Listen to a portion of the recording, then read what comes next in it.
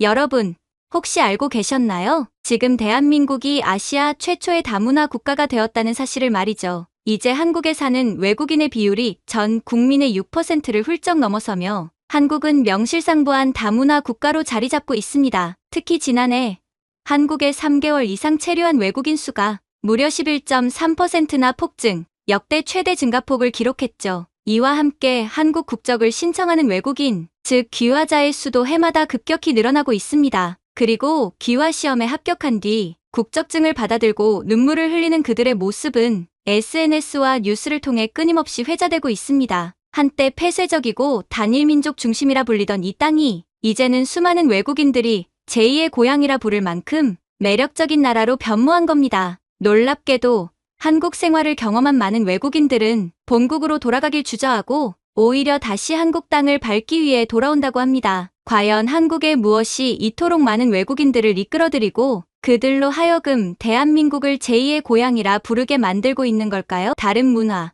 다른 언어 속에서 외국인으로 자녀를 키워야 했던 지난 날들, 실패에도 굴복하지 않고 한국이라는 땅에서 뿌리내리기 위한 5년의 노력, 그 긴 여정 끝에 마침내 새로운 국적과 삶을 얻은 오늘의 사연을 소개합니다. 남편이 쓰러진 그날 제 인생도 함께 무너졌습니다. 도망치듯 찾아온 한국이 저를 다시 일으켜 세웠어요. 귀화 면접에서 울먹이며 했던 이 고백이 아직도 생생합니다. 안녕하세요. 저는 한국으로 귀화한 외국인 레이첼 콜린스입니다. 미국 시카고 출신으로 현재 글로벌 패션 기업의 디자인팀에서 일하고 있습니다. 그리고 저는 싱글맘입니다. 13살 딸 조이를 혼자 키우고 있어요. 한국에서 산 지는 벌써 5년이 되어 갑니다. 사실 5년 전까지만 해도 저는 완벽한 삶을 살고 있었습니다. 사랑하는 남편 제임스와 시카고 북부의 아름다운 집에서 행복하게 살았어요. 제임스는 유능한 투자 전문가였고 저는 제 이름을 건 작은 패션 스튜디오를 운영했습니다. 우리는 서로를 깊이 사랑했고 조이가 태어나면서 우리 가족은 완전체가 되었죠. 더 행복해질 일만 남았다고 생각했습니다. 그러나 인생은 한순간에 바뀌었어요.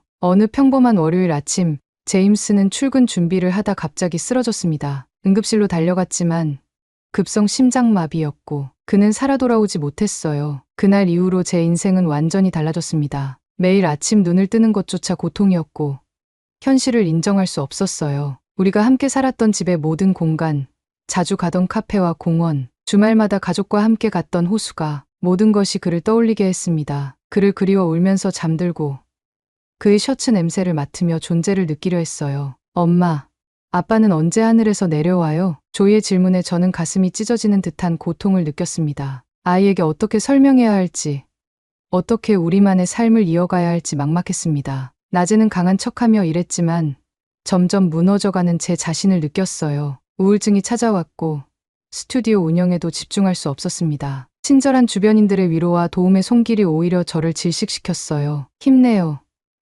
시간이 약이에요 라는 말이 고문처럼 느껴졌습니다. 더 큰 충격은 제임스의 갑작스러운 죽음 이후 찾아왔습니다. 그가 남긴 금융 문제와 부채들. 알고 보니 제임스는 몇 년간 투자 실패로 큰 부채를 안고 있었고 이 사실을 저에게 말하지 않았던 거예요. 집은 담보 대출 상환이 밀려 있었고 보험금조차 채무 변제로 대부분 사라졌습니다. 슬픔에 더해 경제적 불안까지 겹치면서 저는 완전히 길을 잃었어요. 스튜디오마저 문을 닫을 수밖에 없었고 더 이상 그 집에 살 형편도 안 됐습니다. 친정 부모님께 도움을 청할 수도 있었지만 그분들 역시 노후 준비로 여유가 없으셨고 무엇보다 저는 스스로 이 상황을 극복하고 싶었습니다. 그러던 어느 날 대학 시절 친구 엔지가 연락을 해왔어요. 그녀는 글로벌 패션 브랜드의 해외 인사 담당자였습니다. 레이첼, 우리 회사 한국 지사에서 디자이너를 찾고 있어. 너처럼 서양과 동양의 감각을 조화시킬 수 있는 사람이 필요하대. 처음엔 한국이라니 너무 비현실적으로 느껴졌어요. 전혀 다른 언어,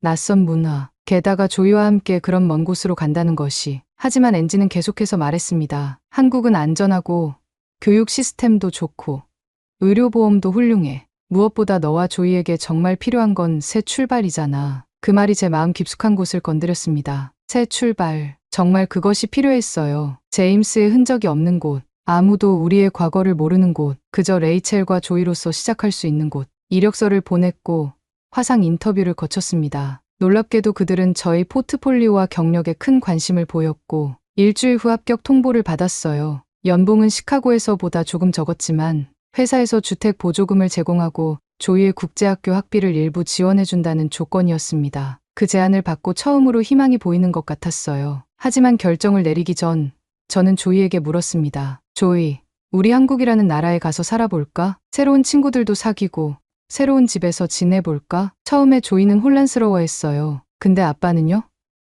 아빠는 우리가 어디 있는지 어떻게 알아요? 가슴이 찢어지는 듯 했지만 진실을 말해야 했습니다. 아빠는 항상 우리 마음속에 있을 거야. 우리가 어디에 있든 아빠의 사랑은 늘 함께 할 거야. 조이는 잠시 생각하더니 고개를 끄덕였어요. 알았어요, 엄마. 새 친구들 사귀고 싶어요. 아이의 순수한 수용이 저에게 용기를 주었습니다. 부모님과 친구들의 만류에도 불구하고 저는 계약서에 서명했고 한 달 안에 모든 것을 정리했습니다. 집은 금매로 내놓았고 가구와 물건들은 대부분 정리했어요. 남긴 건 필요한 옷가지와 조이의 장난감 몇 개, 그리고 제임스의 사진과 반지가 담긴 작은 상자뿐이었습니다. 떠나기 전날 밤, 저는 마지막으로 우리 집 뒤뜰을 거닐었습니다. 제임스가 심었던 나무들, 그가 만들었던 그네, 눈물이 하염없이 흘렀지만 이상하게도 마음은 평온했어요. 여보, 우리 떠나요. 조이를 위해, 그리고 나를 위해서. 언젠가 다시 행복해질 수 있다면 당신도 그걸 원할 거라 믿어요. 다음 날 아침, 저희는 인천행 비행기에 올랐습니다. 13시간의 비행 동안 저는 한국어 기초책을 펼쳐보았고 조이는 창밖의 구름을 보며 설레는 표정을 지었어요. 그렇게 우리는 완전히 새로운 세상을 향해 날아갔습니다. 6개월만 지내보자 했던 그 결정이 우리 인생을 어떻게 바꿔놓을지는 그때는 미처 알지 못했어요. 인천공항에 도착했을 때 제 마음은 설렘과 불안이 뒤섞여 있었습니다. 짐을 찾고 나오자 회사에서 보낸 기사님이 레이첼 콜린스 씨라고 적힌 팻말을 들고 서 계셨어요. 그렇게 저희는 서울 강남의 오피스텔로 향했습니다. 창밖으로 보이는 서울의 모습은 생각했던 것보다 훨씬 현대적이고 화려했어요. 높이 솟은 빌딩들, 화려한 간판들, 24시간 불이 꺼지지 않는 도시. 첫날 밤, 작은 오피스텔에 짐을 풀고 침대에 누웠을 때 저는 이상하게도 안도감을 느꼈습니다. 시카고의 집에서 느꼈던 그 무거운 기억들이 여기엔 없었으니까요. 창문 너머로 보이는 낯선 서울의 야경이 마치 여기서 다시 시작해도 돼라고 속삭이는 것 같았습니다. 하지만 현실은 곧 저희에게 닥쳐왔어요. 다음 날 아침, 조이를 국제학교에 등록시키는 과정부터가 쉽지 않았습니다. 서류 작성, 면담, 배치 테스트, 모든 것이 낯설었고 복잡했어요. 더구나 조이는 처음으로 다름을 경험했습니다. 엄마, 여기 애들은 다 머리가 까매요. 나만 달라요. 아이의 순진한 관찰이 저를 찔렀어요. 조이가 소외감을 느낄까봐 걱정되었지만 다행히 국제학교에는 다양한 국적의 아이들이 있었고 선생님들도 아이의 적응을 돕기 위해 많은 노력을 해주셨습니다. 회사 첫 출근 날은 더욱 긴장됐어요. 한국어를 거의 모르는 상태에서 디자인팀에 합류하는 것이 과연 가능할까 하는 불안감이 컸습니다. 다행히 팀원들 대부분이 영어로 기본적인 소통이 가능했고 팀장님은 미국 유학 경험이 있어 통역을 자청해 주셨어요. 하지만 회의 중 빠르게 오가는 한국어 대화들, 복잡한 회사 문화와 예의 범절, 매 순간이 시험같이 느껴졌습니다. 특히 힘들었던 건 싱글맘으로서의 시선이었어요. 미국에서는 그저 평범한 가족 형태 중 하나였지만 한국에서는 종종 의아한 눈길을 받곤 했습니다. 남편은 미국에 계신가요? 라는 질문에 처음엔 모든 이야기를 다 설명했지만 점차 따로 살고 있어요 라는 짧은 대답으로 넘기게 되었어요. 일과 육아를 병행하는 것도 쉽지 않았습니다. 미국에서는 친정 부모님이나 이웃의 도움을 받을 수 있었지만 이곳에선 모든 것을 혼자 해결해야 했어요. 야근이 필요한 날이면 조이를 데리고 회사에 가거나 아픈 날에도 출근해야 하는 상황이 많았습니다. 하지만 한국 생활에도 놀라운 장점들이 있었어요. 무엇보다 치안이 정말 좋았습니다. 밤 10시가 넘어도 거리는 밝고 사람들로 활기찼고 조이가 학교에서 돌아오는 길이 안전하다는 사실이 큰 안도감을 주었어요. 음식 배달 문화도 신기했습니다. 퇴근 후 지친 몸으로 요리할 힘이 없을 때 스마트폰 앱 하나로 30분 만에 다양한 음식이 문 앞에 도착했으니까요. 엄마, 여기서는 피자가 날아와요. 조이의 즐거운 탄성이 저를 웃게 만들었습니다. 대중교통도 정말 편리했어요. 지하철과 버스가 정확한 시간에 도착했고 어디든 쉽게 갈 수 있었습니다. 시카고에서 차가 없으면 불편했던 것과는 큰 차이였어요. 그럼에도 가장 힘든 건 언어 장벽이었습니다. 마트에서 물건을 찾거나 음식을 주문하거나 심지어 택배를 받는 것조차 쉽지 않았어요. 번역 앱을 항상 손에 들고 다녔고 간단한 인사말과 감사 표현을 배우기 시작했습니다. 안녕하세요. 감사합니다. 이것 주세요. 이런 기본적인 표현들을 외우고 사용할 때마다 한국인들의 환한 미소가 저를 더욱 노력하게 만들었어요. 한 달, 2달이 지나면서 저희는 조금씩 적응해 나갔습니다. 조이는 학교에서 친구들을 사귀기 시작했고, 저도 회사에서 디자인 프로젝트를 성공적으로 이끌어내며 인정받기 시작했어요. 하지만 여전히 마음 한구석엔 공허함이 있었습니다. 밤이면 찾아오는 외로움과 그리움. 정말 이 선택이 옳았을까? 조이는 정말 여기서 행복할 수 있을까? 제임스가 우리를 본다면 뭐라고 할까? 이런 질문들이 끊임없이 머릿속을 맴돌았습니다. 그러던 어느 날 예상치 못한 상황이 저희 앞에 펼쳐졌고, 그것은 한국에서의 새 삶에 대한 저희의 시각을 완전히 바꿔놓게 됩니다. 한국 생활 3개월 차. 회사는 중요한 시즌 컬렉션 마감을 앞두고 있었습니다. 모든 디자이너들이 야근을 이어가던 어느 화요일 밤이었어요. 저녁 9시, 갑자기 국제학교 보건실에서 전화가 왔습니다. 콜린스님, 조이가 갑자기 고열이 나서요. 지금 38.9도입니다. 가슴이 철렁 내려앉았어요. 팀장님께 상황을 설명하고 급히 가방을 챙기는데 옆자리에 디자이너 지수 씨가 일어섰습니다. 레이첼 씨, 제가 같이 가요. 이 시간에 병원 찾기 힘들 거예요. 처음엔 고맙지만 괜찮다고 거절했어요. 이미 그녀도 야근 중이었고 부담을 주고 싶지 않았거든요. 하지만 지수 씨는 단호했습니다. 외국인이 밤에 아픈 아이 데리고 병원 찾아다니는 거 쉽지 않아요. 제가 도와드릴게요. 그 말에 고개를 끄덕일 수밖에 없었습니다. 정말 다행이었어요. 저희가 학교에 도착했을 때 조이는 창백한 얼굴로 누워 있었습니다. 평소 활발한 아이가 그렇게 힘없이 누워있는 모습에 마음이 아팠어요. 조이, 괜찮아? 엄마가 왔어. 엄마, 너무 아파요. 목도 아프고 온몸이 뜨거워요. 조이를 안고 나오는데 지수 씨가 이미 택시를 잡아놓고 있었습니다. 가까운 응급실로 가요. 택시 안에서 지수 씨는 계속 전화를 걸었어요. 알고 보니 그 시간에 진료하는 소아과를 찾고 있었던 겁니다. 이 근처 응급실은 소아 전문의가 없어요. 조금 더 가야 하는데 괜찮으시겠어요? 그렇게 저희는 30분을 더 달려 24시간 소아과가 있는 병원에 도착했습니다. 접수부터 진료까지 지수 씨는 모든 과정에서 통역을 해주었어요. 의사 선생님은 조이를 꼼꼼히 진찰한 후 인후염 진단을 내렸습니다. 약을 처방해 드릴게요. 내일 아침까지 열이 내리지 않으면 다시 오세요. 모든 절차가 빠르고 효율적으로 진행되었고 1시간도 채 지나지 않아 약까지 받아 나올 수 있었습니다. 병원비를 정산할 때 저는 또 한 번 놀랐어요. 이게 다인가요? 미국에서 같은 상황이었다면 몇백 달러는 나왔을 텐데 건강보험 덕분에 정말 적은 금액만 지불하면 되었거든요. 그날 밤 지수 씨는 저희를 집까지 데려다주고 약 복용법까지 꼼꼼히 설명해 주었습니다. 내일 아침에 어떤지 문자 주세요. 걱정될 것 같아요. 문을 닫고 나서야 저는 왈칵 눈물이 쏟아졌습니다. 조이의 약을 먹이고 재우면서 오늘 일이 아니었다면 이 낯선 나라에서 아픈 아이를 데리고 어떻게 했을지 생각하니 몸이 떨렸어요. 제임스가 살아있었다면, 그가 곁에 있었다면, 그런 생각이 들자마자 지수 씨의 얼굴이 떠올랐습니다. 오늘 밤 제임스가 없는 자리를 지수 씨가 채워주었던 거예요. 다음 날 아침 조이의 열은 내려가 있었습니다. 안도의 한숨을 쉬며 지수 씨에게 문자를 보냈어요. 정말 감사합니다. 덕분에 조이가 많이 좋아졌어요. 곧바로 답장이 왔습니다. 다행이에요. 오늘은 집에서 쉬세요. 회사 일은 제가 팀장님께 설명할게요. 그날 오후 지수 씨는 퇴근 후 저희 집에 들렀습니다. 손에는 따뜻한 미역국과 죽이 들어있었어요. 우리나라에선 아플 때 이런 거 먹어요. 조이도 먹을 수 있게 매운맛은 뺐어요. 조이는 처음 보는 음식에 호기심을 보이며 한 숟가락 떠먹었습니다. 엄마, 이거 맛있어요. 지수 이모가 가져다 준 거예요. 이모라는 단어에 지수 씨가 환하게 웃었어요. 그래, 이모가 특별히 너 주려고 가져왔어. 그날 저녁 저희 셋은 함께 식사를 하며 이야기를 나눴습니다. 처음으로 회사 밖에서 만난 지수 씨는 더 편안하고 친근했어요. 사실 저도 혼자 아이를 키워요. 우리 민준이는 8살이에요. 저는 놀라서 그녀를 바라봤습니다. 함께 일한 지 3개월이 넘었는데도 이 중요한 공통점을 몰랐다는 게 신기했어요. 정말요?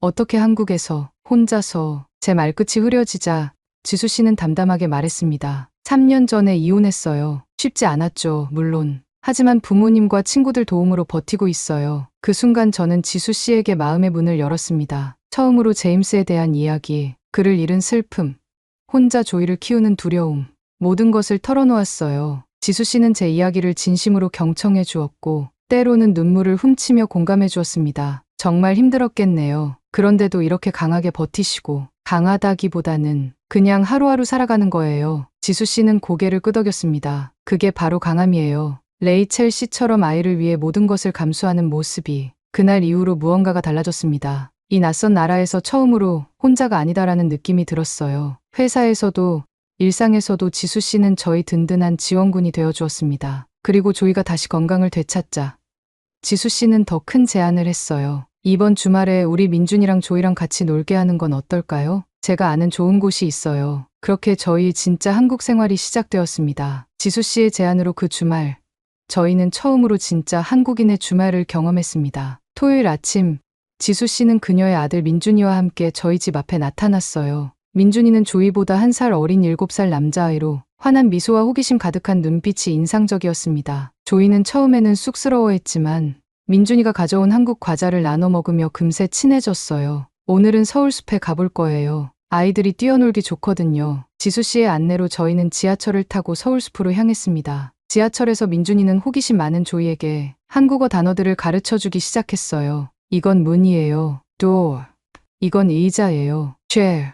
아이들의 순수한 교류를 보며 저와 지수 씨는 미소를 교환했습니다. 서울숲에 도착하자 아이들은 환호성을 지르며 뛰어다녔어요. 넓은 잔디밭, 다양한 놀이시설, 그리고 여기저기 피어있는 예쁜 꽃들. 한국의 공원이 이렇게 깨끗하고 안전하다는 사실이 놀라웠습니다. 미국 공원과는 많이 다르네요. 여기는 정말 깨끗하고 관리가 잘 되어 있어요. 지수 씨는 웃으며 대답했습니다. 한국 부모들에게 아이들 놀이공간은 정말 중요해요. 주말이면 온 가족이 공원에 나와 시간을 보내죠. 점심시간이 되자 지수 씨는 준비해온 도시락을 펼쳤어요. 김밥, 유부초밥, 과일. 정성스럽게 준비한 한국식 피크닉이었습니다. 와, 언제 이걸 다 만들었어요? 새벽에 일어나서요. 한국 엄마들은 다 이래요. 지수 씨가 웃으며 말했지만 그 정성에 감동했어요. 음식을 나눠 먹으며 저희는 더 깊은 대화를 나눴습니다. 지수 씨는 어떻게 혼자서 민준이를 키우게 된 거예요? 조심스럽게 물었더니 지수 씨는 잠시 생각하더니 담담하게 이야기했어요. 민준이 아빠는 제가 임신했을 때 다른 여자를 만났어요. 처음엔 정말 힘들었죠. 하지만 부모님이 많이 도와주셨고 시간이 지나면서 혼자서도 잘할 수 있다는 자신감이 생겼어요. 그녀의 솔직함에 저도 용기를 내어 더 깊은 이야기를 나눴습니다. 제임스와의 추억, 그를 잃은 후의 공허함, 조이를 위한 결정들. 지수 씨는 진심으로 제 이야기를 들어주었어요. 레이첼 씨는 정말 대단해요. 그런 상황에서 모든 것을 뒤로하고 낯선 나라로 와서 새 출발을 한다는 게 얼마나 어려운 결정이었을지. 사실 아직도 가끔은 자신이 없어요. 이게 조이를 위한 최선의 선택이었는지. 지수 씨는 조이와 민준이가 함께 웃으며 뛰어노는 모습을 가리켰습니다. 저기 봐요. 조이가 웃고 있어요. 아이가 웃을 수 있다면 그건 좋은 선택인 거예요. 그날 이후로 주말마다 저희 4사람은 서울의 여러 곳을 함께 다녔습니다. 경복궁, 남산타워, 한강공원, 북초난옥마을. 지수 씨는 마치 문화 가이드처럼 서울의 다양한 모습을 소개해 주었어요. 덕분에 저희는 외국인 관광객이 아닌 이곳에 사는 사람으로서 서울을 경험할 수 있었습니다. 특히 조이와 민준이는 날이 갈수록 더 친해졌어요. 조이는 민준이에게 영어를 가르쳐주고 민준이는 조이에게 한국어를 가르쳐주는 귀여운 교환이 이루어졌죠. 어느 날 지수 씨가 뜻밖의 제안을 했습니다. 이번 주말은 추석이에요. 한국의 가장 큰 명절인데 우리 부모님 댁에 같이 가지 않으실래요? 조이도 한국 명절을 경험해보면 좋을 것 같아서요. 처음에는 부담스러웠지만 지수 씨의 진심 어린 초대에 결국 용기를 내어 수락했습니다. 그리고 그 결정이 저희 한국 생활의 또 다른 전환점이 될 줄은 그때는 몰랐답니다. 조이의 변화는 어느 날 갑자기 눈에 띄는 것이 아니었습니다. 마치 물이 조금씩 스며들듯이 한국 생활은 서서히 그 아이의 일부가 되어갔어요. 한국에 온 지 5개월째. 어느 평범한 아침이었습니다. 엄마, 오늘 민준이네 반이랑 같이 체육 수업해요. 신나요. 조이가 신나게 말하는데 문득 그 목소리에 한국어 억양이 묻어있는 것을 발견했어요. 작은 변화였지만 저에게는 너무나 감동적인 순간이었습니다. 처음 한국에 왔을 때 조이는 모든 것이 낯설고 두려워했어요. 학교에서는 나만 다르다며 위축되었고 한국 음식은 이상하게 생겼다며 거부했습니다. 하지만 이제는 김치를 조금만 넣어달라고 하고 학교 친구들의 이름을 줄줄 외우며 하루 일과를 이야기하곤 했어요. 특히 민준이와의 우정은 조이에게 큰 변화를 가져왔습니다. 두 아이는 서로의 언어를 가르치는 작은 선생님이 되었어요. 민준이가 고맙습니다 말고 친구한테는 고마워라고 해야 한대요. 그리고 어른들한테는 안녕하세요라고 인사해야 해요. 조이는 배운 한국어 표현들을 저에게 자랑스럽게 알려주었습니다. 국제학교에서도 조이는 점점 적응해 갔어요. 처음엔 외국인 아이들과만 어울렸지만 이제는 한국인 친구들도 많이 사귀었고 한국 아이들의 집에 초대받아 놀러 가기도 했습니다. 어느 날은 학교에서 돌아온 조이가 가방에서 종이를 꺼냈어요. 엄마, 선생님이 우리 부모님한테 보여드리래요. 한글로 가득 찬 가정통신문이었습니다. 제 난감한 표정을 본 조이가 말했어요. 괜찮아요, 엄마. 내가 읽어줄게요. 여기 가을 소풍이라고 써 있어요. 아직 서툴지만 조이가 한글을 읽으려 노력하는 모습에 가슴이 벅찼습니다. 우와, 우리 조이가 벌써 한글을 읽을 줄 알아? 응. 민준이가 가르쳐 줬어요. 아직 다 읽진 못하지만 하지만 조이의 가장 큰 변화는 마음의 안정을 찾아가는 모습이었어요. 시카고에서는 밤마다 악몽에 시달리고 불안해했던 아이가 이제는 편안하게 잠들고 밝게 웃는 일이 많아졌습니다. 한 번은 저녁 식사 후 조이가 문득 물었어요. 엄마, 우리 여기 계속 살 수 있어요? 그 질문에 저는 잠시 말문이 막혔습니다. 왜 그런 생각을 했어, 조이? 여기 좋아요. 민준이도 있고 학교 친구들도 있고 그리고 여기선 엄마가 더 많이 웃어요. 아이의 맑은 눈동자를 바라보며 저는 눈물을 참았습니다. 조이는 제가 생각했던 것보다 훨씬 더 많은 것을 보고 느끼고 있었어요. 그래, 엄마도 여기가 좋아. 우리 좀 더 살아보자. 안전에 대한 감각도 달라졌습니다. 시카고에서는 항상 조이의 손을 꼭 잡고 다녔는데 서울에서는 조이가 친구들과 놀이터에서 자유롭게 뛰어놀아도 크게 걱정하지 않게 되었어요. 엄마, 여기선 밤에도 밖에 나갈 수 있어요. 아이의 놀라움 속에는 안전함에 대한 기쁨이 담겨 있었습니다. 또한 조이는 한국의 다양한 문화 체험을 통해 세상을 바라보는 시각도 넓혀갔어요. 지수 씨와 함께 한 추석 명절에서는 송편 만들기에 참여하여 어설픈 솜씨로 만든 송편을 자랑스레 들고 왔고 학교에서 배운 한국 전통 놀이인 제기차기와 윷놀이를 집에서도 하고 싶어 했습니다. 가장 감동적인 순간은 아버지 제임스에 대한 이야기를 조이가 스스로 꺼내기 시작했을 때였어요. 한국에 온 초반에는 아버지에 대한 이야기가 나오면 조이는 울거나 화를 내며 거부했습니다. 하지만 6개월이 지난 어느 날 민준이네 집에서 놀다 온 후 조이가 조용히 말했어요. 오늘 민준이 아빠 사진 봤어요. 민준이는 아빠가 멀리 살아서 가끔 보는데요. 근데 내 아빠는 하늘나라에 있어서 못 보는 거잖아요. 그렇지, 조이. 슬프지만 괜찮아요. 아빠는 항상 우리를 보고 있을 거예요. 민준이한테 그렇게 말했더니 민준이가 내 아빠가 멋진 천사라고 했어요. 아이의 맑은 눈에 맺힌 눈물이 저를 더 울컥하게 만들었습니다. 조이는 슬픔을 이겨내는 법을 배우고 있었고 그 과정에서 새로운 친구들의 위로와 공감이 큰 힘이 되고 있었어요. 이제 조이에게 한국은 더 이상 낯선 나라가 아니었습니다. 학교,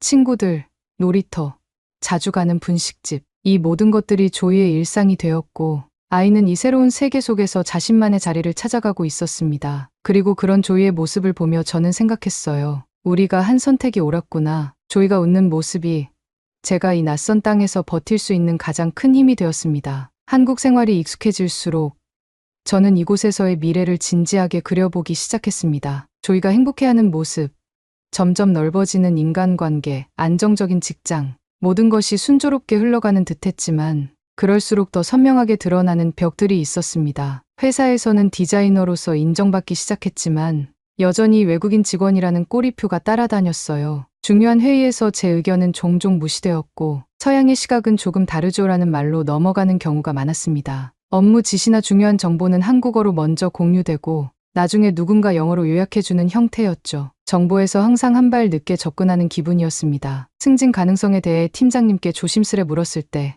그분의 표정에서 읽었던 난처함은 지금도 기억에 선명해요. 레이첼 씨는 능력이 출중하지만 아무래도 외국인이다 보니 리더십 포지션은 회사 정책상 말끝을 흐리는 그 표정에서 보이지 않는 유리천장을 느꼈습니다. 비자 문제도 항상 저를 불안하게 만드는 요소였어요. 매년 갱신해야 하는 취업 비자는 회사에 의존적일 수밖에 없었고 혹시라도 회사를 그만두게 된다면 곧바로 출국해야 한다는 사실이 항상 어깨를 짓누르는 무게였습니다. 은행 업무 역시 쉽지 않았어요. 대출은 물론이고 단순한 신용카드 발급조차 외국인이라는 이유로 복잡한 서류와 절차를 요구받았습니다. 죄송합니다만 외국인은 추가 서류가 필요합니다. 이 말은 어느덧 익숙해진 문장이 되었죠. 주거 문제도 마찬가지였습니다. 회사에서 제공한 오피스텔 계약이 끝난 후 좀 더 넓은 공간으로 이사하려고 부동산에 갔을 때였어요. 외국인이시면 집주인들이 꺼려하세요. 보증금도 더 많이 요구하고요. 부동산 중개인의 솔직한 말에 현실을 직시할 수밖에 없었습니다. 결국 지수 씨의 지인 소개로 겨우 집을 구했지만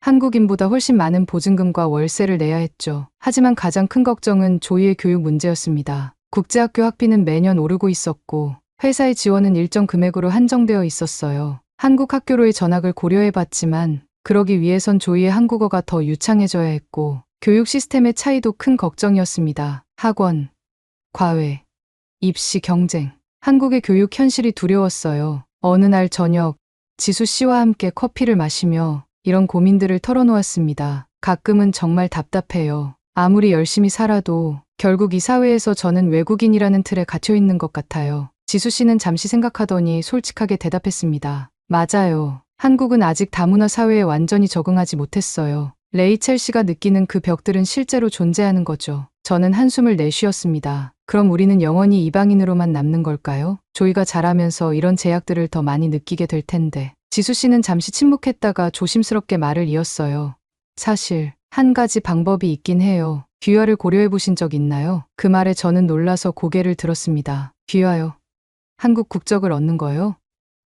네, 물론 쉬운 과정은 아니에요. 한국어 능력 시험도 통과해야 하고 한국 역사와 문화도 공부해야 하고 하지만 국적을 얻으면 많은 벽들이 허물어질 거예요. 처음 듣는 이야기에 머릿속이 복잡해졌습니다. 한국인이 된다는 것, 그건 제 정체성의 일부를 포기하는 것처럼 느껴졌어요. 지금 당장 결정하실 필요는 없어요. 그냥 하나의 가능성으로 생각해 보시라는 거죠. 지수 씨의 말에 고개를 끄덕였지만 그날 밤 내내 저는 이 새로운 가능성에 대해 생각했습니다. 정말 나는 한국인이 될 수 있을까? 내가 진정으로 이 사회에 속하게 될 수 있을까? 이런 질문들이 마음속을 맴돌았고 저는 처음으로 영원히 한국에 살 수도 있겠다는 생각을 품게 되었습니다. 하지만 그런 결정을 내리기 전에 더 깊이 고민해봐야 할 문제들이 산더미처럼 남아있었습니다. 한국에 온 지 1년이 되어가던 어느 날 아침, 회사 메일함에 한 통의 메시지가 와 있었습니다. 콜린스 레이첼님, 귀하의 취업비자 갱신이 3개월 후로 예정되어 있습니다. 필요 서류를 미리 준비해 주시기 바랍니다. 단순한 공지 메일이었지만 저에게는 큰 결정의 순간을 앞당기는 신호와도 같았어요. 비자를 갱신한다는 것은 또 1년을 한국에서 보낸다는 의미였고 이제는 임시가 아닌 장기 계획을 세워야 할 때라는 의미이기도 했습니다. 그날 저녁, 조이가 잠든 후 저는 발코니에 나가 서울의 야경을 바라보며 생각에 잠겼어요. 시카고에서의 삶, 제임스와의 추억, 미국에 남아있는 가족들, 그리고 지난 1년간 한국에서 맺은 새로운 인연들, 두 개의 삶이 마음속에서 충돌하는 듯했습니다. 다음 날 지수 씨에게 비자 갱신 이야기를 꺼냈어요. 지수 씨, 비자 갱신을 앞두고 있어요. 솔직히 많이 고민돼요. 지수 씨는 관심 있게 물었습니다. 어떤 점이 고민되세요? 글쎄요. 한국에서 계속 살 생각이라면 조이의 교육도 더 장기적으로 계획해야 하고 하지만 미국으로 돌아갈 거라면 모든 게 달라지겠죠. 지수 씨는 잠시 생각하더니 조심스럽게 물었습니다. 레이첼 씨는 어떤 선택을 하고 싶으세요? 진심으로 원하는 것이 무엇인지 생각해 보셨어요? 그 질문에 저는 답하지 못했습니다. 진심으로 원하는 것, 저도 확실히 알 수 없었으니까요. 그날 퇴근 후 조이를 학교에서 데려오는 길이었습니다. 아이는 평소보다 더 신나 보였어요. 엄마, 오늘 선생님이 내년에 우리가 수학여행 간대요. 제주도라는 섬에 간대요. 정말 가고 싶어요. 조이의 눈은 기대감으로 반짝였습니다. 그런데 그 말에 제 마음이 묘하게 흔들렸어요. 내년, 조이는 이미 자신의 미래를 당연히 한국에서 그리고 있었습니다. 엄마, 우리 내년에도 여기 살 거죠? 아이의 질문에 저는 잠시 말문이 막혔다가 미소를 지으며 대답했습니다. 그럼, 내년에도 여기 살 거야. 제주도 정말 예쁜 곳이라던데 꼭 가자. 그 순간, 뭔가가 마음속에서 결정된 것 같았어요. 주말, 저는 조이와 함께 한강공원에 나갔습니다. 민준이네 가족도 함께였어요. 아이들은 자전거를 타며 신나게 놀았고 지수 씨와 저는 돗자리에 앉아 이야기를 나눴습니다. 문득 지수 씨가 물었어요. 레이첼 씨, 결정하셨어요? 저는 깊게 숨을 들이마시고 대답했습니다. 네. 우리는 한국에 계속 살기로 했어요. 사실, 귀화에 대해서도 진지하게 알아보고 싶어요. 지수 씨의 눈이 커졌습니다. 정말요?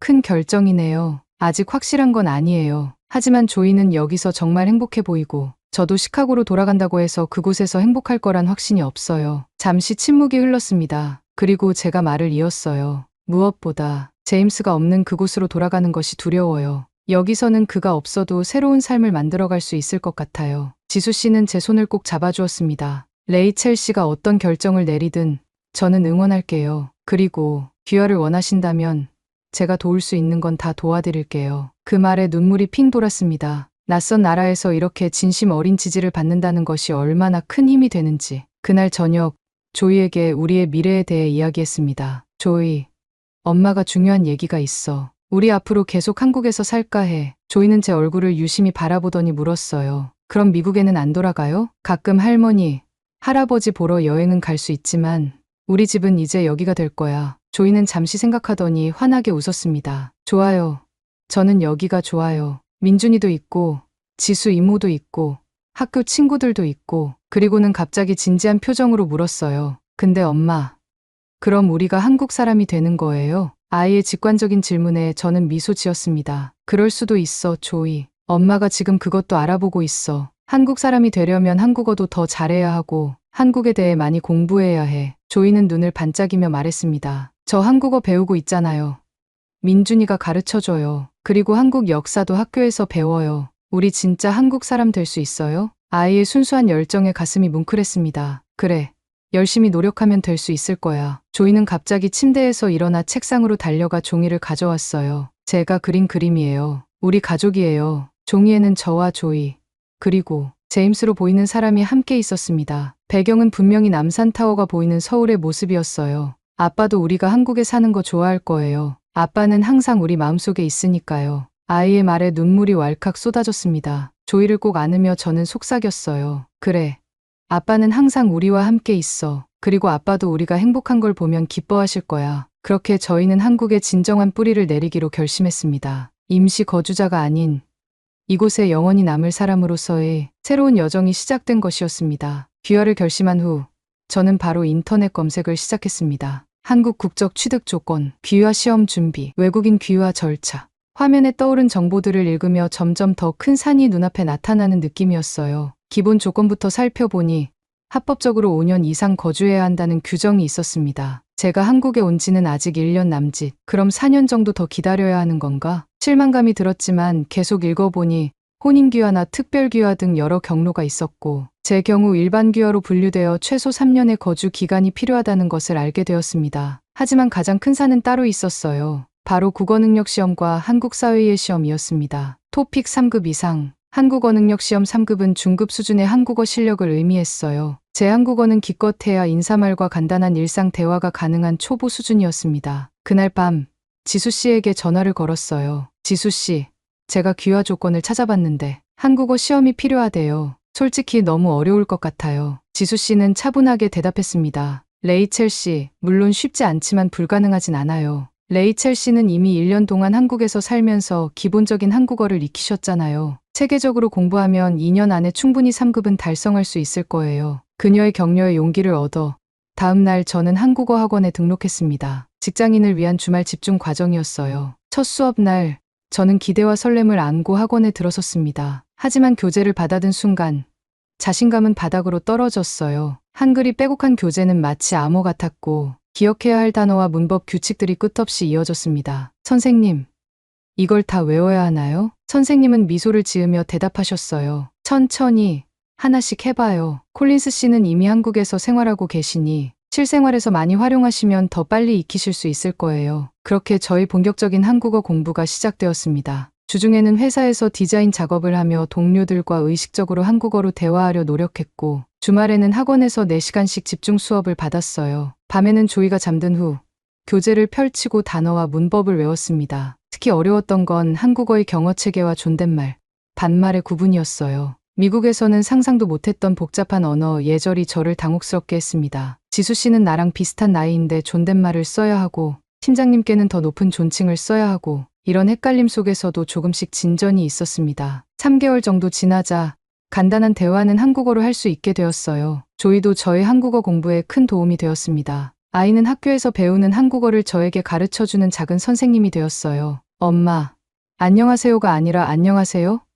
라고 물어보는 것처럼 말하면 안 돼요. 그냥 안녕하세요예요. 아이의 꼼꼼한 교정에 웃음이 나왔지만 그만큼 제 발음이 개선되고 있다는 증거이기도 했습니다. 6개월 후 한국어 선생님은 제게 토픽 모의고사를 보게 하셨어요. 결과는 1급도 간신히 통과하는 수준이었습니다. 아직 많이 부족하네요. 선생님의 말에 좌절감이 밀려왔어요. 그날 저녁 지수 씨와 커피숍에서 만났습니다. 지수 씨, 저 정말 할 수 있을까요? 모의고사 결과가 너무 실망스러워요. 이렇게 해서 3급까지 갈 수 있을지 의문이에요. 지수 씨는 잠시 생각하더니 말했어요. 레이첼 씨, 다른 방법을 시도해볼까요? 학원도 좋지만 실생활에서 더 많이 활용해보는 게 어떨까요? 그녀의 제안으로 저희는 언어 교환 모임을 시작했습니다. 주 2회 제가 지수 씨에게 영어를 가르치고 지수 씨는 저에게 한국어를 가르치는 방식이었어요. 특히 특히 저희 디자인 전문 용어와 지수 씨의 마케팅 용어를 교환하는 과정이 재미있었습니다. 영어로 컬러 팔레트는 한국어로 색상 팔레트라고 해요. 마케팅 타겟은 한국어로 마케팅 대상이라고 하지만 요즘은 그냥 타겟이라고 많이 써요. 이런 실용적인 학습이 더 효과적이었고 제 한국어 실력은 빠르게 향상되었습니다. 또한 지수 씨의 제안으로 한국 드라마 보기를 시작했어요. 처음에는 영어 자막을 켜고 보다가 점점 한국어 자막으로, 그리고 마지막에는 자막 없이 볼 수 있게 되었습니다. 1년이 지나자 저는 토픽 2급에 도전했고 무사히 통과했습니다. 3급까지는 아직 갈 길이 멀었지만 진전이 보이니 희망이 생겼어요. 레이첼 씨, 정말 대단해요. 지수 씨의 축하에 저는 쑥스러워하며 대답했습니다. 아직 멀었어요. 하지만 포기하지 않을 거예요. 조이와 우리는 이곳에 뿌리 내릴 거니까요. 한국어 공부는 단순히 시험을 통과하기 위한 것이 아니었습니다. 이 나라의 일원이 되기 위한, 이곳 사람들과 진정으로 소통하기 위한 여정이었습니다. 그리고 그 여정은 계속되고 있었습니다. 귀화 시험을 준비하면서 저는 곧 깨달았습니다. 한국인이 된다는 것은 단순히 언어를 습득하는 것 이상이라는 것을요. 레이첼 씨,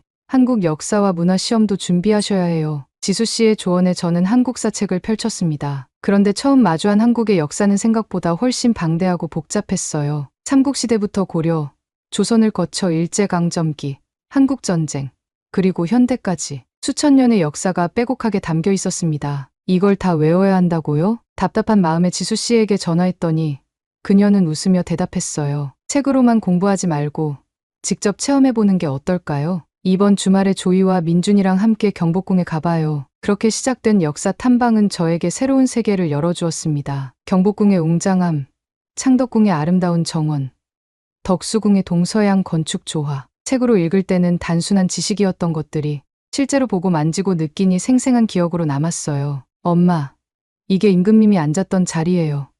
와, 진짜 왕좌네요. 조이의 호기심 어린 질문들 덕분에 저도 더 집중해서 역사를 배울 수 있었습니다. 지수 씨는 훌륭한 가이드였어요. 그녀는 재미있는 이야기와 함께 한국 역사를 설명해 주었고, 때로는 제가 모르는 감춰진 디테일까지 알려주었습니다. 이 기둥에 있는 용 문양 보이세요? 용의 발톱이 5개면 황제, 4개면 왕을 상징한대요. 이런 작은 디테일들이 한국 문화의 깊이를 느끼게 해주었어요. 박물관도 자주 찾았습니다. 국립중앙박물관, 국립민속박물관, 전쟁기념관. 각 박물관마다 한국의 다른 모습을 보여주었고 그 퍼즐 조각들이 모여 제 머릿속에서 한국의 전체 이미지를 형성해갔어요. 특히 한국전쟁에 관한 전시는 마음을 무겁게 했습니다. 불과 70년 전, 이 땅에서 벌어진 비극과 그 후 놀라운 속도로 발전한 한국의 모습에서 저는 이 나라 사람들의 강인함과 회복력을 느꼈어요. 어떻게 이렇게 짧은 시간에 폐허에서 세계적인 경제 강국이 될 수 있었을까요? 지수 씨에게 물었더니 그녀는 잠시 생각하더니 답했습니다. 우리 부모님 세대의 희생과 노력 덕분이에요. 그리고 아마도 한국인이라는 정체성에 대한 강한 자부심 때문이 아닐까요? 그 말이 제 마음에 깊이 와닿았습니다. 정체성과 소속감의 힘.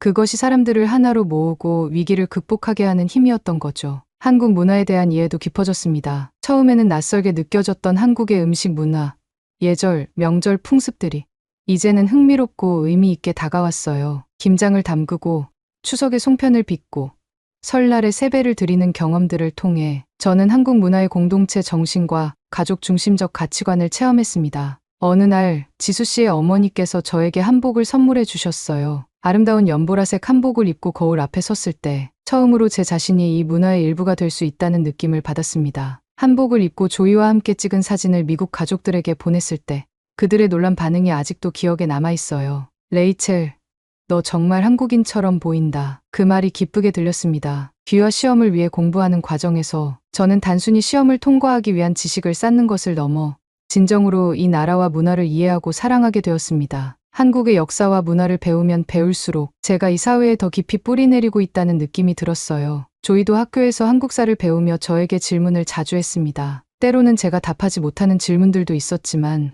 그런 경우 저희는 함께 찾아보며 배워나갔어요. 모국인 미국의 역사와 비교하며 공부하는 과정은 오히려 두 나라의 역사를 더 깊이 이해하는 계기가 되었습니다. 이렇게 한국 문화와 역사 속으로 깊이 들어갈수록 저는 점점 더 확신하게 되었습니다. 나는 이곳에 속하게 될 수 있다. 그리고 그 확신은 앞으로 마주하게 될 모든 도전들을 헤쳐나갈 힘이 되었습니다. 한국 생활 2년 차에 접어들면서 저는 점점 더 다양한 인간관계를 맺게 되었습니다. 그 중에서도 가장 큰 변화는 지수 씨의 소개로 참여하게 된 무지개 한부모 모임이었어요. 레이첼 씨, 이번 주말에 시간 되세요? 제가 참여하는 모임이 있는데 함께 가보면 어떨까요? 지수 씨의 제안으로 어느 토요일 오후 서울 마포구의 작은 커뮤니티 센터를 찾았습니다. 문을 열고 들어서자 다양한 연령대의 여성들 약 15명이 둥글게 모여 이야기를 나누고 있었어요. 외국인인 저를 본 참석자들은 잠시 대화를 멈추었지만 지수 씨가 저를 소개하자 곧 따뜻하게 맞아주었습니다. 안녕하세요. 저는 레이첼입니다. 7살 딸 조이와 함께 살고 있어요. 어색한 한국어로 인사를 했는데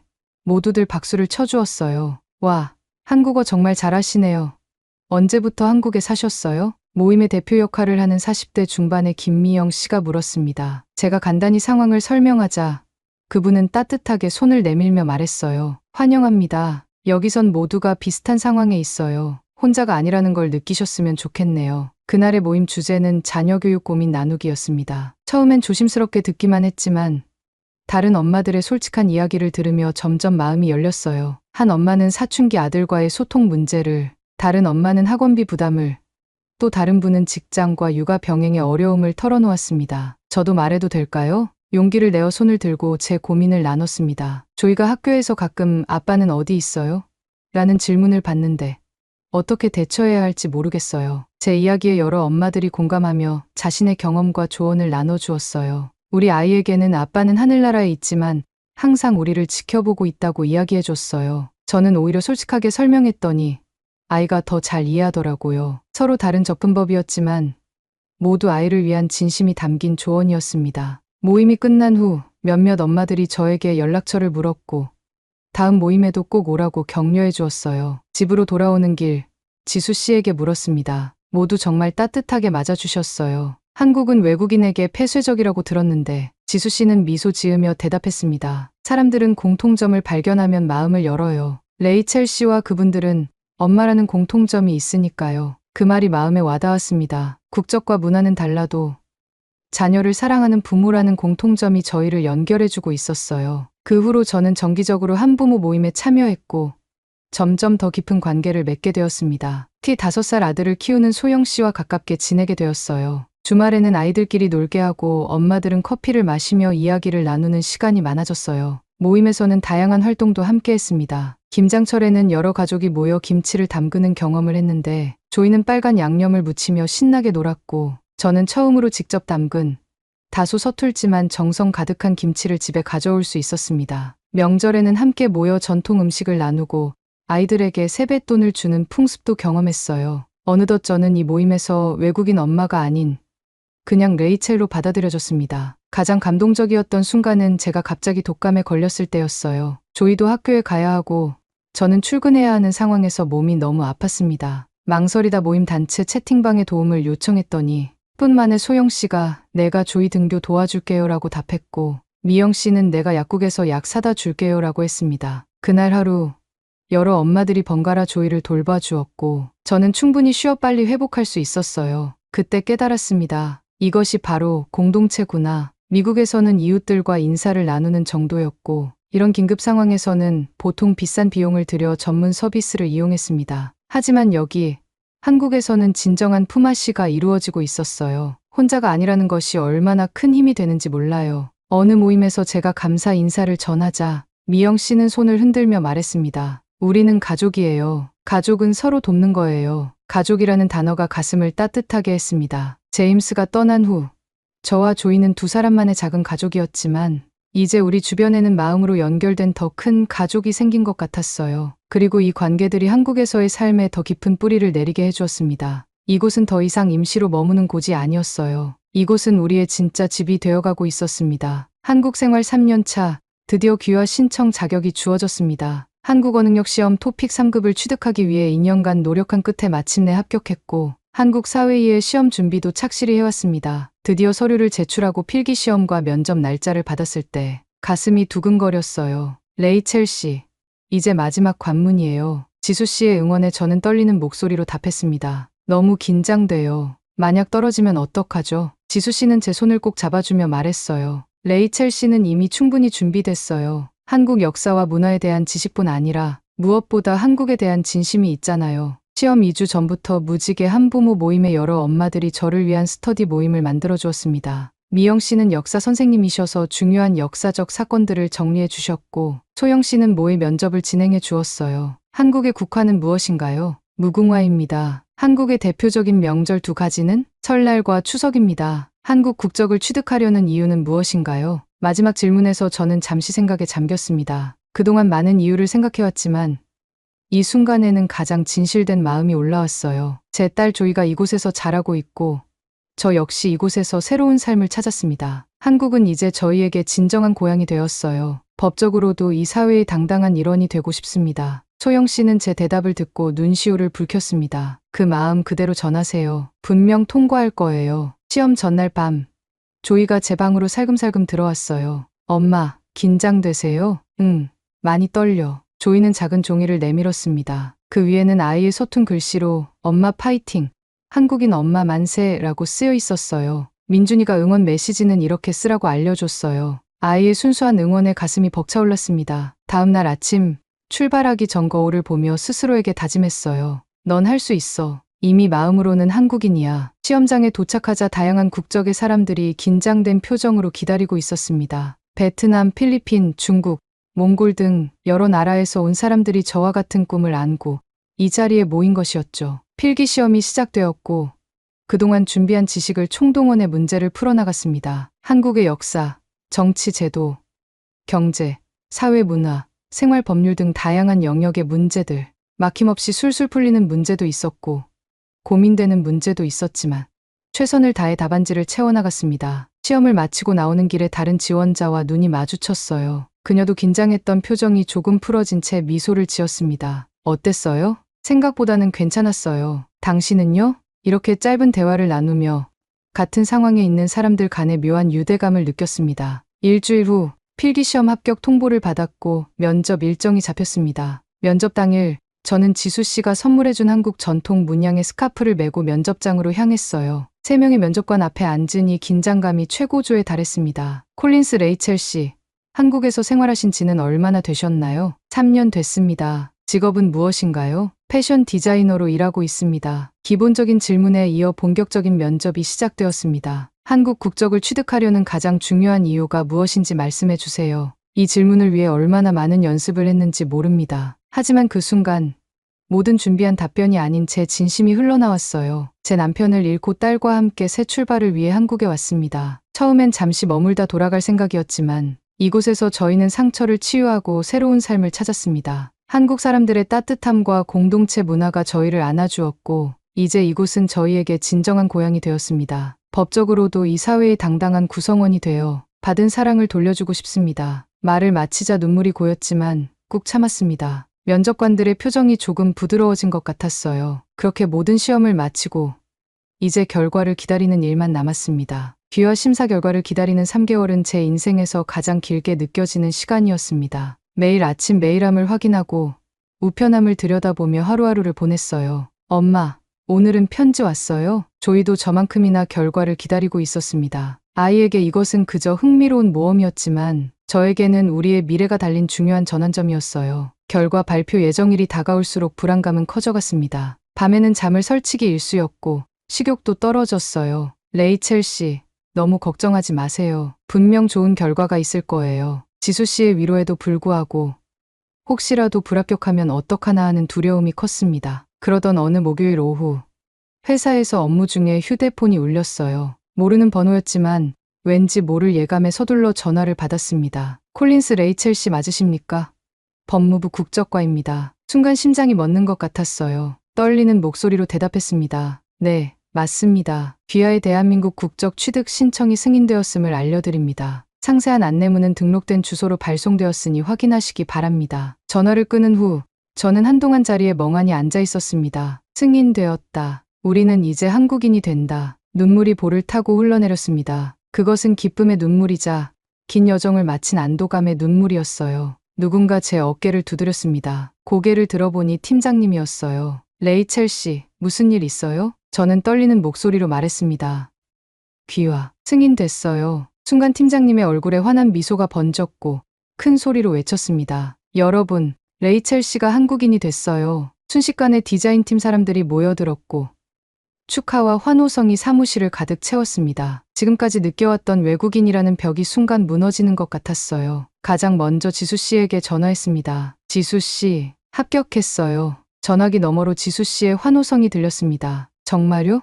와, 축하해요, 레이첼 씨. 아니, 이제 한국 이름도 생각해야겠네요. 그날 저녁, 회사 동료들과 즉석에서 마련된 축하 자리에서 저는 처음으로 소주잔을 기울이며 한국식 건배를 했습니다. 건배. 집으로 돌아와 조이에게 소식을 전하자 아이는 믿을 수 없다는 듯 눈을 크게 떴습니다. 진짜요? 우리 이제 한국 사람이에요. 그래. 이제 우리는 법적으로도 한국 사람이 된 거야. 조이는 방방 뛰며 좋아했습니다. 야호. 민준이한테 빨리 말해야겠다. 그날 밤 조이가 잠든 후 저는 발코니에 나가 서울의 야경을 바라보았습니다. 이 도시의 불빛들이 그 어느 때보다 따뜻하게 느껴졌어요. 미국에서의 삶, 제임스와의 추억, 그리고 한국에서의 새로운 시작, 모든 것이 한 편의 영화처럼 머릿속을 스쳐 지나갔습니다. 다음 날 지수 씨와 함께 한국 이름을 짓기로 했어요. 여러 이름을 고민하다가 지수 씨가 제안했습니다. 김레이첼은 어떨까요?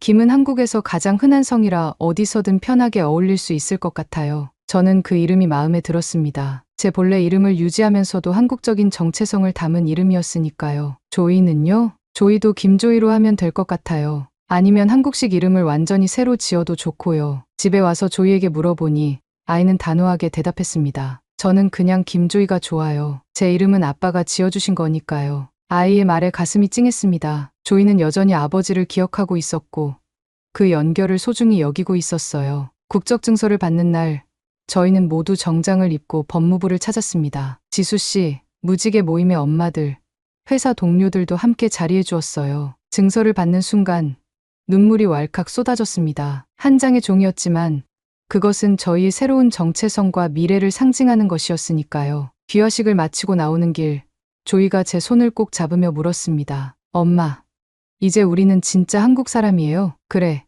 이제 우리는 법적으로도 한국인이야. 아빠는 우리가 한국 사람 된 거 알고 있을까요? 아이의 순수한 질문에 저는 하늘을 올려다보며 미소 지었습니다. 물론이지. 아빠는 항상 우리를 지켜보고 있으니까. 그리고 우리가 행복한 모습을 보면 정말 기뻐하실 거야. 그날 저녁, 지수 씨네 가족과 무지개 모임 친구들이 모여 축하 파티를 열었습니다. 한국 음식, 미국 음식이 어우러진 식탁에서 저희는 두 문화를 모두 품은 새로운 정체성을 축하했어요. 미국에서의 삶이 완전히 끝난 것은 아니었습니다. 그곳의 가족들, 추억들은 여전히 제 일부였어요. 하지만 이제 저는 자랑스러운 한국인이기도 했습니다. 이중 정체성은 제 삶을 더욱 풍요롭게 해주었고 조이에게도 더 넓은 세계를 경험할 기회를 주었습니다. 새로운 여정이 시작되었습니다. 한국 국적을 취득한 후 저는 이 사회에 더 깊이 뿌리내리고 진정한 기여를 할 방법을 찾고 싶었습니다. 귀화식 날 했던 대한민국의 발전과 번영을 위해 노력하겠습니다라는 서약이 단순한 형식이 아닌 진심으로 느껴졌거든요.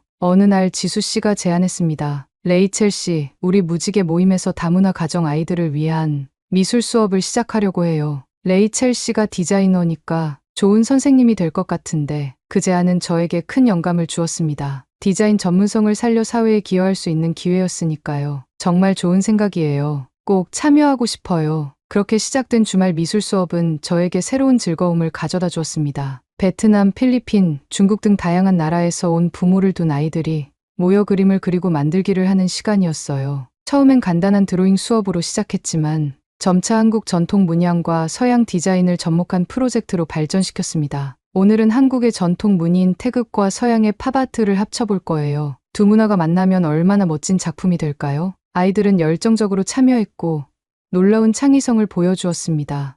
저와 비슷하게 두 문화 사이에서 자라는 아이들은 자연스럽게 문화 융합을 표현해내는 능력이 탁월했어요. 수업이 입소문을 타면서 점점 더 많은 아이들이 참여하게 되었고 지역 문화센터에서도 공식 프로그램으로 채택되었습니다. 조이도 종종 수업을 도와주었어요. 이제 10살이 된 조이는 한국어와 영어를 자유롭게 구사할 수 있었고 언어가 서툰 아이들과 저 사이에서 훌륭한 가교 역할을 했습니다. 엄마, 저도 커서 두 나라 문화를 알려주는 선생님이 될래요. 조이의 말에 가슴이 뿌듯했습니다. 아이가 자신의 이중 문화적 배경을 자랑스러워하는 모습이 보기 좋았어요. 회사에서도 변화가 있었습니다. 귀여우 팀장님께서 저를 불러 새로운 제안을 하셨어요. 레이첼 씨, 우리 회사에서 다문화 가정을 위한 CSR 프로젝트를 기획 중인데 레이첼 씨가 리드해 주었으면 해요. CSR 기업의 사회적 책임 프로젝트라 제가 직접 기획하고 진행할 수 있는 기회였습니다. 어떤 프로젝트인가요? 다문화 가정 청소년들에게 패션 디자인 교육을 제공하고 그들이 만든 디자인으로 실제 제품을 출시하는 프로젝트예요. 수익금은 다시 교육 프로그램에 투자되는 방식이죠. 그 제안은 제 전문성과 사회공헌 의지를 모두 충족시키는 완벽한 기회였습니다. 저는 기쁘게 수락했고 곧 다문화 청소년들을 위한 패션 디자인 멘토링 프로그램 레인보우 디자이너를 출범시켰어요. 프로그램을 통해 만난 청소년들은 저에게 많은 영감을 주었습니다. 그들의 눈을 통해 한국을 새롭게 바라보게 되었고 그들의 이야기에서 제 자신의 여정을 돌아보게 되었어요. 15살 베트남계 소녀 하은이가 말했던 것이 기억에 남습니다. 저는 오랫동안 제가 누구인지 혼란스러웠어요. 한국인도 아니고 베트남인도 아닌 것 같았거든요. 하지만 이제는 알았어요. 저는 두 개의 문화를 모두 가진 특별한 사람이라는 거요. 그 말에 깊이 공감했습니다. 저 역시 미국인의 정체성을 완전히 버린 것이 아니라 한국인이라는 새로운 정체성을 더한 것이니까요. 외국인 커뮤니티에서도 활동을 시작했습니다. 귀화를 고민하는 외국인들에게 경험을 나누고 한국 생활 적응에 어려움을 겪는 이들에게 조언해주는 시간을 가졌어요. 제가 받은 도움과 사랑을 다른 이들에게 전하고 싶어요. 그것이 제가 한국 사회의 일원으로서 할 수 있는 가장 의미 있는 기여라고 생각했습니다. 잠시 머물다 떠날 계획이었던 이 나라에서 이제 저는 다른 이들의 정착을 돕는 가교 역할을 하게 된 것이었습니다. 시간은 화살처럼 빠르게 흘러갔습니다. 어느덧 조이는 13살, 중학교에 입학하는 나이가 되었어요. 한국에 온 지 6년, 조이는 이제 완벽한 이중언어 사용자가 되었습니다. 친구들과는 유창한 한국어로 대화하고 집에서는 저와 영어와 한국어를 자유롭게 섞어 사용했어요. 조이의 정체성도 흥미롭게 발전해갔습니다. 미국에서 태어났지만 한국에서 성장한 그녀는 두 문화의 장점을 자연스럽게 흡수하고 있었어요. 엄마, 학교에서 너의 정체성은 무엇이니? 라는 주제로 글을 써야 해요. 어느 날 조이가 숙제를 들고 와서 물었습니다. 나는 한국인이라고 써야 할까요? 미국인이라고 써야 할까요? 저는 잠시 생각하다 물었어요. 조이는 어떻게 생각해? 아이는 진지하게 대답했습니다. 글쎄요. 저는 두 나라 모두에 속한 것 같아요. 미국에서 태어났지만 한국에서 자랐고 두 나라 문화를 모두 사랑해요. 그 말에 저는 미소 지으며 대답했습니다. 그럼 그대로 솔직하게 쓰는 게 어떨까? 정체성은 하나로 정의할 필요가 없어. 조이는 한국계 미국인이자 미국계 한국인이야. 조이는 그 생각이 마음에 드는지 환하게 웃었습니다. 맞아요. 저는 두 개의 문화를 가진 특별한 사람이에요. 조이가 쓴 글은 학교 에세이 대회에서 상을 받았고 그녀의 선생님은 문화적 다양성의 아름다움을 표현한 글이라고 칭찬했다고 해요. 조이의 성장은 학업에만 국한되지 않았습니다. 그녀는 학교에서 리더십도 발휘하기 시작했어요. 다문화 가정 친구가 따돌림을 당했을 때 조이는 그 아이를 적극 변호했고 그부들에게 다양성의 가치를 설명했다고 합니다. 엄마, 제 친구 리나가 피부색이 달라서 놀림을 받았어요. 제가 말했어요. 우리는 모두 다르지만 그게 우리를 특별하게 만든다고요. 아이의 성숙한 태도에 가슴이 뭉클했습니다. 조이는 자신의 경험을 통해 남다른 공감 능력과 포용력을 키우고 있었어요. 중학교에 들어가면서 조이는 학교 방과 후 활동으로 국제문화교류반을 선택했습니다. 그곳에서 그녀는 자신의 미국 문화 지식을 나누고 다른 나라의 문화도 배우는 즐거움을 찾았어요. 엄마, 저희 반에 일본에서 온 유카, 중국에서 온 메이가 있어요. 우리 셋이서 동아시아 문화 프로젝트를 준비하고 있어요. 조이의 눈은 새로운 아이디어로 항상 반짝였습니다. 가끔 아버지에 대한 이야기도 더 자연스럽게 나누게 되었어요. 예전처럼 슬픔과 회피가 아닌 따뜻한 추억과 감사함으로 그를 기억하게 된 것이죠. 엄마, 아빠 사진 좀 더 보여주세요. 아빠가 저랑 비슷한 나이였을 때 어땠는지 궁금해요. 제임스의 중학교 시절 사진을 보며 조이는 웃었습니다. 와, 아빠도 저처럼 축구를 좋아했군요. 그리고 문득 조이가 물었어요. 엄마, 아빠가 우리가 한국에 사는 걸 알면 뭐라고 하실까요? 저는 잠시 생각하다 대답했습니다. 아빠는 우리가 행복하다면 기뻐하실 거야. 아빠는 항상 모험을 좋아했거든. 새로운 문화를 경험하고 다양한 사람들을 만나는 걸 즐기셨어. 조이는 고개를 끄덕였습니다. 저도 그렇게 생각해요. 아빠가 우리가 여기서 행복해하는 걸 알면 기뻐하실 거예요. 가장 감동적인 순간은 조이의 13번째 생일이었습니다. 친구들을 초대한 파티에서 조이는 한국 음식과 미국 음식을 함께 준비했어요. 불고기와 햄버거, 김밥과 피자가 한 테이블에 어우러졌습니다. 파티가 끝나고 조이가 조용히 제게 와서 말했어요. 엄마, 저는 우리가 한국에 온 게 정말 다행이라고 생각해요. 물론 가끔 아빠가 보고 싶고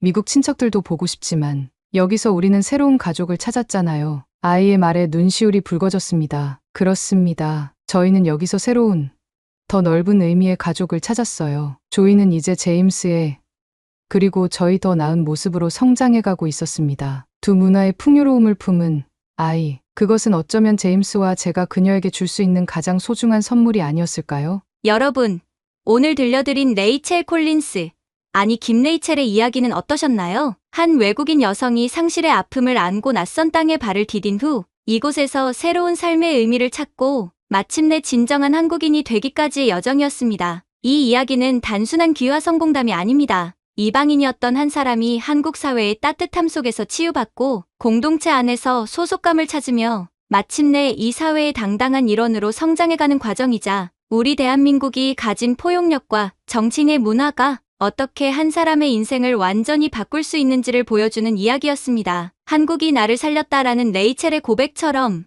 이 땅에서 살아가는 우리 모두는 서로에게 새로운 시작과 희망이 될 수 있습니다. 우리 사회는 점점 더 다양한 배경을 가진 사람들이 함께 어우러져 살아가는 진정한 다문화 사회로 발전하고 있습니다. 그 속에서 우리는 어떻게 더 포용적이고 열린 공동체를 만들어갈 수 있을까요? 여러분의 주변에도 레이첼 같은 이웃이 있을지 모릅니다. 그들에게 따뜻한 미소와 작은 도움의 손길이 그들 인생의 큰 전환점이 될 수도 있다는 것을 기억해주세요. 혹시 여러분 중에서도 외국인 친구에게 꼭 소개하고 싶은 한국의 아름다운 모습이 있다면 댓글로 알려주세요. 여러분의 이야기가 또 다른 레이첼에게 희망이 될지도 모릅니다. 구독과 좋아요, 알림 설정으로 더 많은 다문화 한국, 새 이웃들의 이야기를 만나보세요. 시청해주셔서 감사합니다.